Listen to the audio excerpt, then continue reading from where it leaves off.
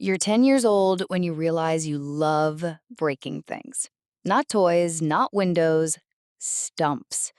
That satisfying crack when the ball kisses the timber. You bowl for hours in the backyard, aiming at a bucket, a chair, your little brother's ankles. Your mom yells, "Do your homework," but you're too busy perfecting your seam position.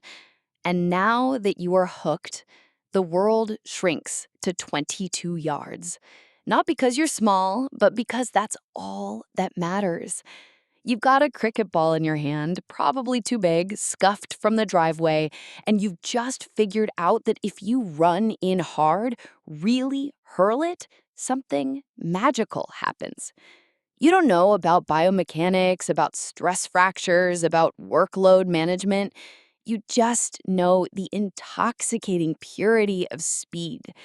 Your local coach, old Mr. Henderson, who played a bit in his day, squints and says, "Kid's got a whip in his arm." Your dad, he just grins, sees a flicker of something. Your mates, they just want you on their team. You spent hours at the park not just playing, but bowling, one stump, over and over, trying to hit it, trying to make it sing. Your shoulder starts to ache, a dull throb that night. You tell no one. You ice it with a bag of frozen peas meant for dinner, and you're back at it the next day. Because the sound of leather on willow, when it's your leather making that willow jump, that's the only applause you need.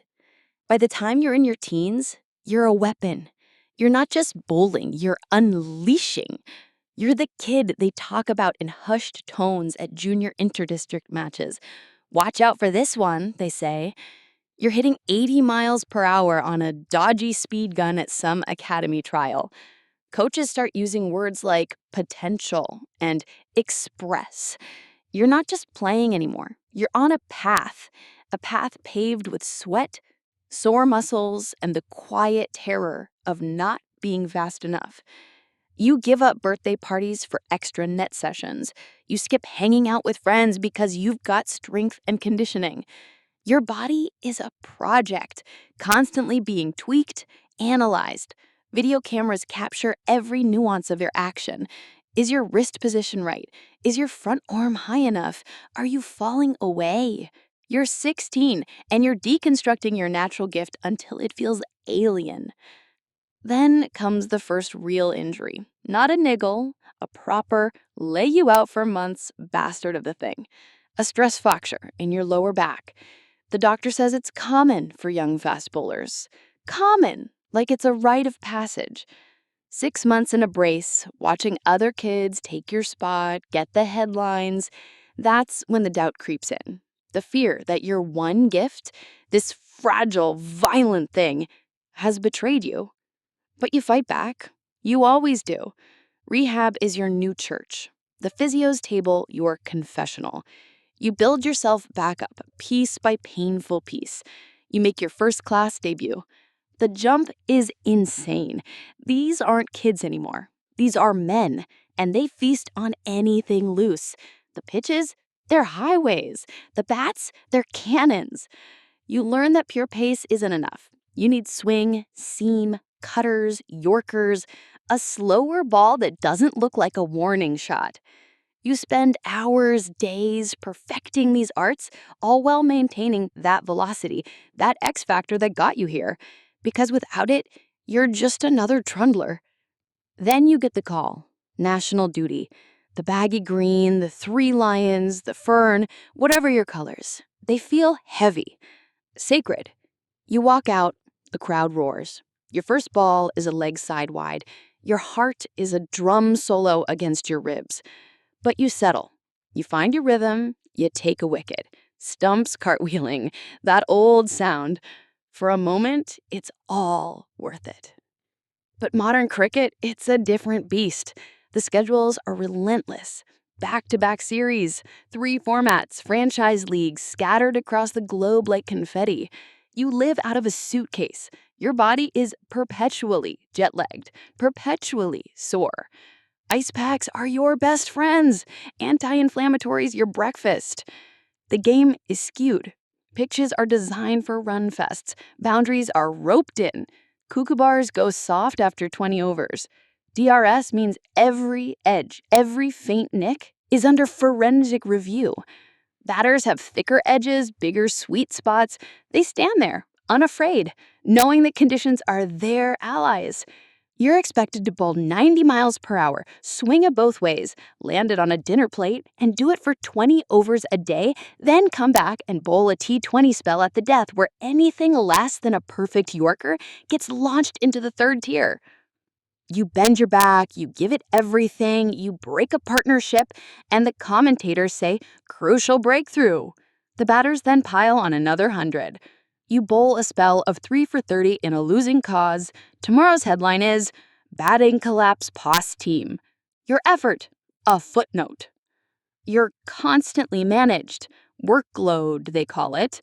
You're rotated, rested, sometimes when you feel you're just hitting your stride. You understand, but it feels like being a prized horse race kept in the stables too often. And when you do play, the pressure is immense. One bad spell, one expensive over, and the knives are out. Social media lights up. He's lost it. Pace is down. Can't handle the pressure. You see the batters getting the $1 million T20 contracts, the adulation, the hero worship. You're the workhorse, the battering ram, the one whose body will inevitably break first. You watch legends of the past, guys who bowled on uncovered wickets with thinner bats, and wonder how they'd fare today. Years pass. The pace isn't quite what it was. The recovery takes longer. The 85-mile-per-hour deliveries that used to hurry batsmen now get comfortably driven. You develop more tricks, more guile. You become crafty. It's a compliment, but it stings a little. It means you're not express anymore. You're still effective, you still take wickets, but the fear factor, that raw, primal thing, it's fading. You have a bad series, your body screams, the selectors look to the future. Younger, faster bowlers are coming through, eyes bright with the same fire you once had. You know the look. You also know what's coming for them. You might hang on in franchise cricket for a bit, a hired gun, mentor the youngsters. But the end is always there, lurking. There's no grand farewell tour for most fast bowlers, just a quiet fading. A press release. A few tribute articles. And you sit there, watching the game on TV. Your back twinges, your shoulder aches just thinking about it. You see a young kid, all fire and brimstone, sending down thunderbolts, and a part of you aches for him, for what he's about to go through. You're in the commentary box now, maybe, or poaching. You talk about lines and lengths, hitting the deck hard, bowling with heart. You say all the right things.